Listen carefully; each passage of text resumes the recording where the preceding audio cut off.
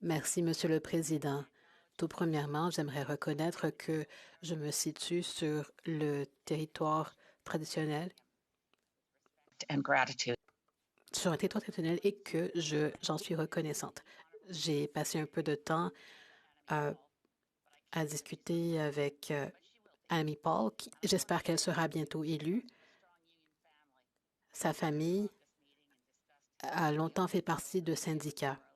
Nous avons eu une réunion du caucus des 3 membres du Parti vert et on s'est demandé ce qu'on ferait si on devait débattre de cette situation. Et nous avons convenu que nous n'appuierions jamais un projet de loi sur le retour au travail.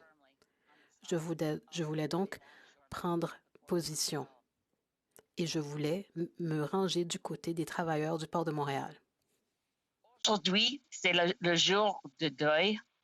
Nous nous souvenons des personnes décédées, blessées ou devenues malades en raison de leur travail.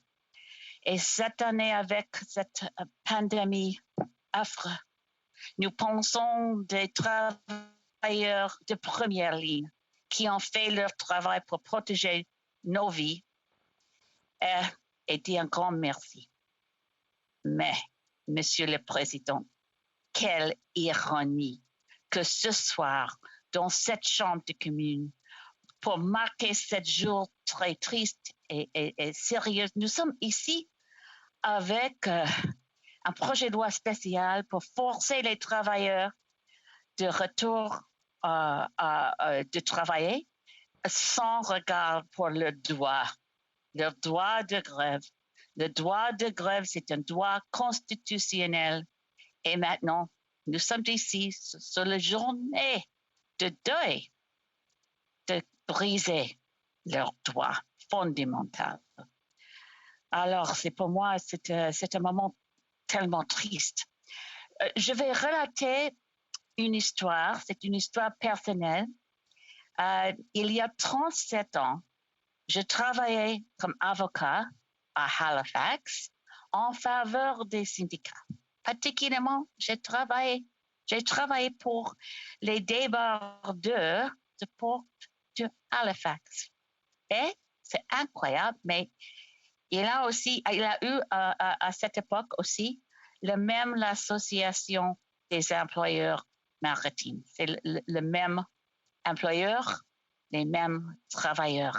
Et pour moi, les mémoires, je souviens maintenant mes expériences avec cet groupe des travailleurs que je l'aime toujours. Mais pardonnez-moi, je vais changer mon chaîne.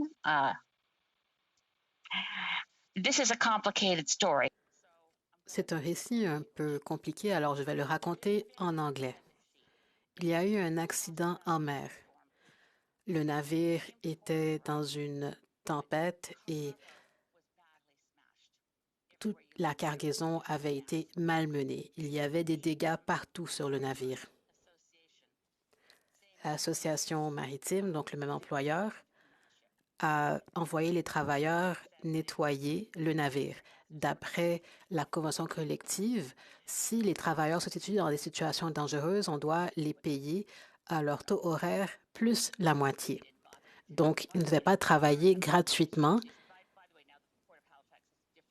Aujourd'hui, le port de Halifax a une association maritime différente, mais l'histoire que je vous raconte s'est passée en 1984. Donc, c'était cette même association des employeurs maritimes qui était à Halifax. Ils ont envoyé les travailleurs nettoyer le navire. Il y avait beaucoup de confitures qui avaient été écrasées et des bouteilles de champagne qui avaient été fracassées. Il y avait aussi une substance qui était hygroscopique qui absorbait les liquides. C'était peut-être de l'hydroxyde de potassium. Peut-être que ma mémoire me fait défaut, mais je pense que c'est ce que c'était. L'un des travailleurs est allé dans la soute et puisque ce matériau, cette substance était puisque cette substance n'était pas facile à voir, était microscopique, elle a absorbé toute l'humidité dans cet espace clos. Et les travailleurs sont allés nettoyer et une réaction chimique s'est produite. Il y a eu beaucoup de chaleur sur leurs pieds et sur leurs bottes, et la chaleur était telle que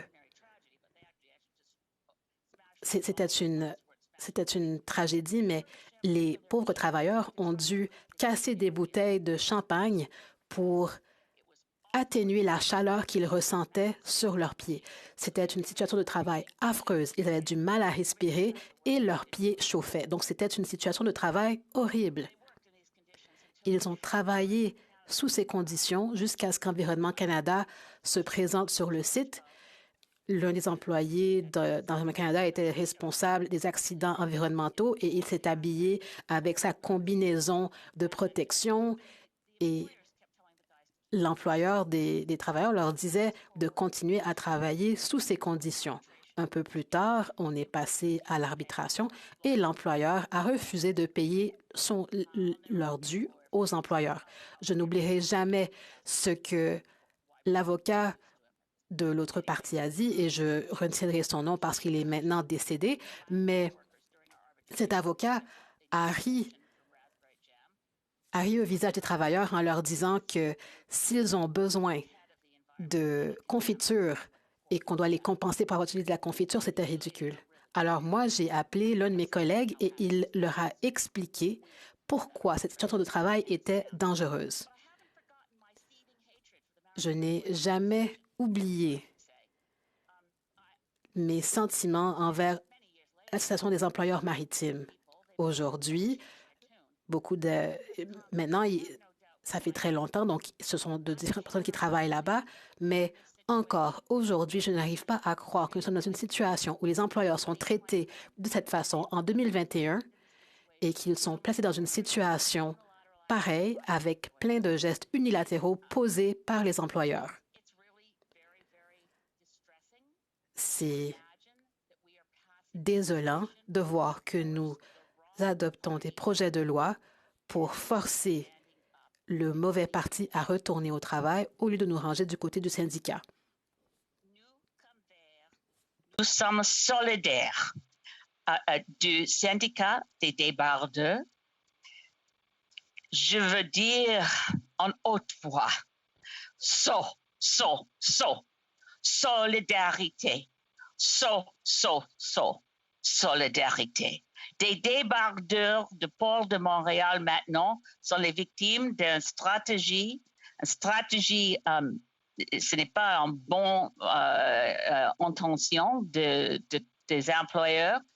Et toutes les épreuves des histoires de ce syndicat, les histoires de l'employeur maintenant, c'est pour moi affreux que nous avons maintenant débattant un projet de loi spécial pour forcer les travailleurs pour le travail sans la protection des droits constitutionnels, leurs droits de grève. I'm very glad that Je suis très heureuse qu'avec mon parcours et avec tous les chapeaux que j'ai pu porter dans ma vie, que j'ai pu travailler étroitement avec des syndicats et des défenseurs des droits des travailleurs. Cependant, le député de Rosemont-la-Petite-Patrie l'a souligné lui aussi. Il a été élu j'ai été élue en 2011 et ça fait presque 10 ans que je suis une élue au Parlement. J'ai parlé avec mon collègue et nous avons convenu que le traitement des travailleurs de la Poste qui ont été forcés à retourner au travail,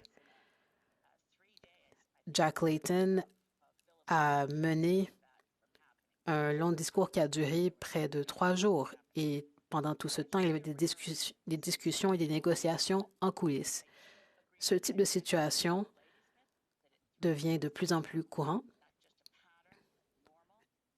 Mon collègue de Nanaimo, Lady Smith, a raison. Cette situation devient maintenant une situation qui se répète trop souvent. Et les partis au pouvoir n'utilisent pas les moyens qui permettraient de négocier.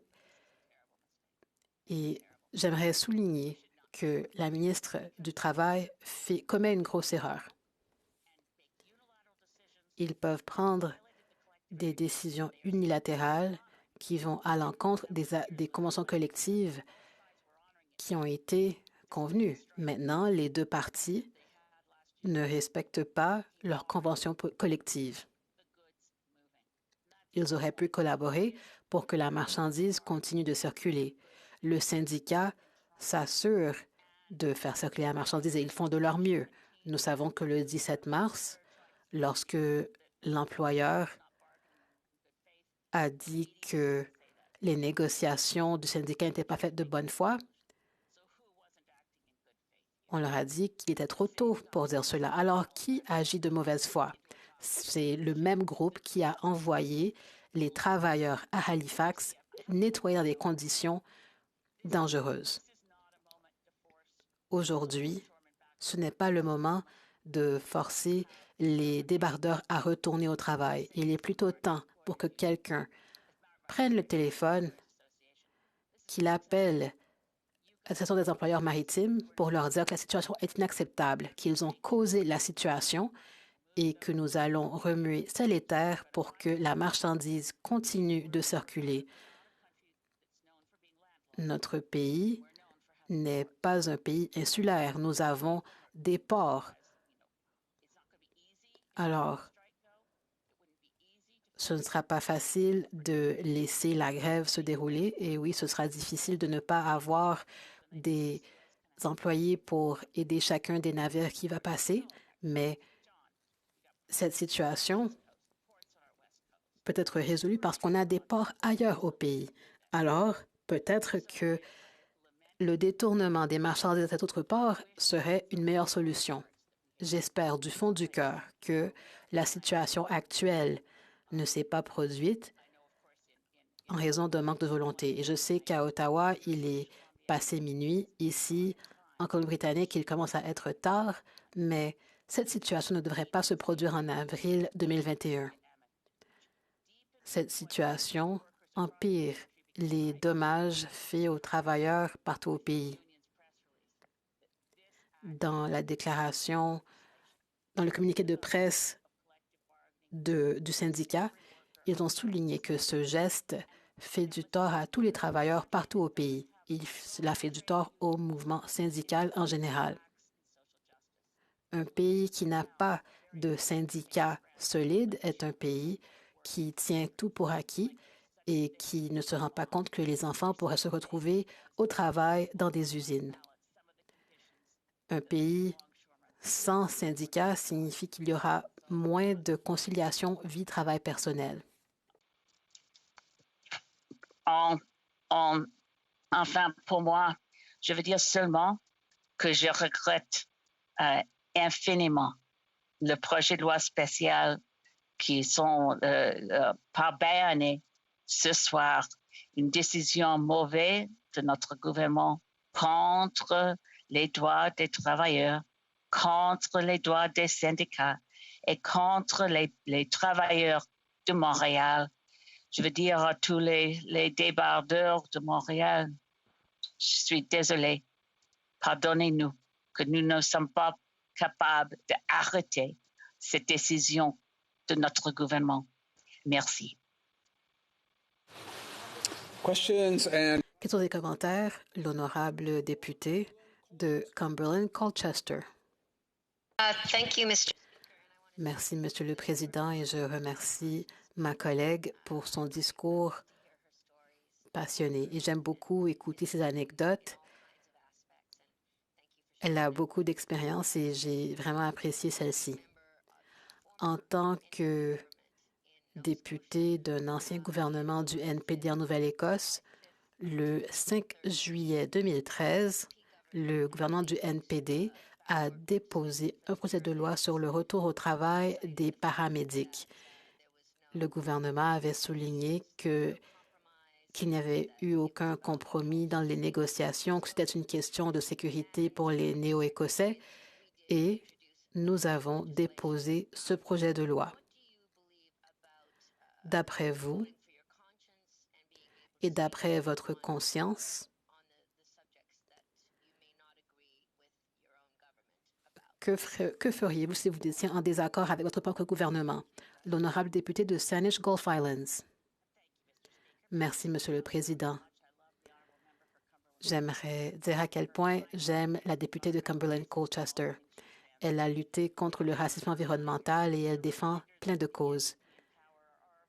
Lorsque le NPD était au pouvoir, il a agi différemment que le NPD lorsqu'il était à l'opposition. Et moi, je parle en tant que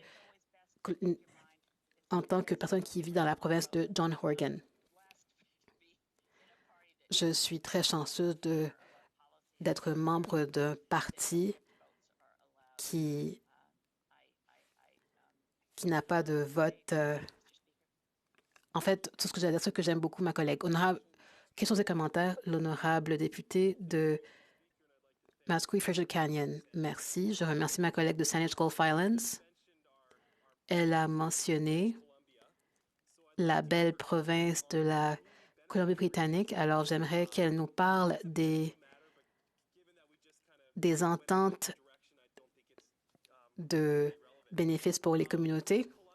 En Colombie-Britannique, le Christian Labour Association a été exclu par le NPD de John Horgan. Ils ne peuvent pas faire de propositions pour les projets majeurs d'infrastructure parce qu'ils ne font pas partie des syndicats reconnus par le NPD, alors que les membres du Christian Labour Association croient eux-mêmes qu'ils forment un syndicat. Alors, qu'est-ce qu'elle a à nous dire sur l'exclusion de CLAC qui comporte des milliers de travailleurs en Colombie-Britannique et qui ne voient pas leurs droits en tant que travailleurs protégés et qui ne sont pas capables de faire des propositions lorsqu'il y a des projets d'infrastructure du gouvernement. Avant de passer à la députée de Saanich Gulf Islands, ce sujet a déjà été soulevé et je pense qu'il faut le souligner. J'ai un peu de mal à trouver la pertinence de cette question au sujet débattu.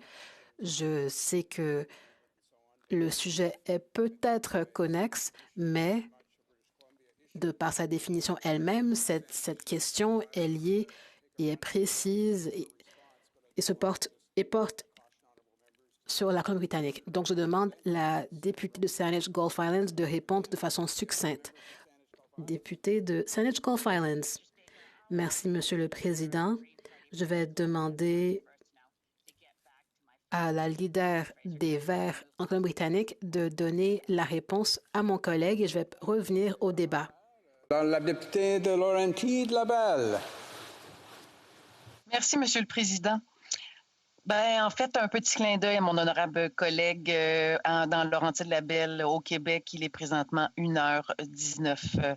Alors, effectivement, tout un travail aussi dans la mesure où il y a des actions qui sont inacceptables. Et dans vos propos, non seulement ça m'a touchée, mais j'ai également très honte.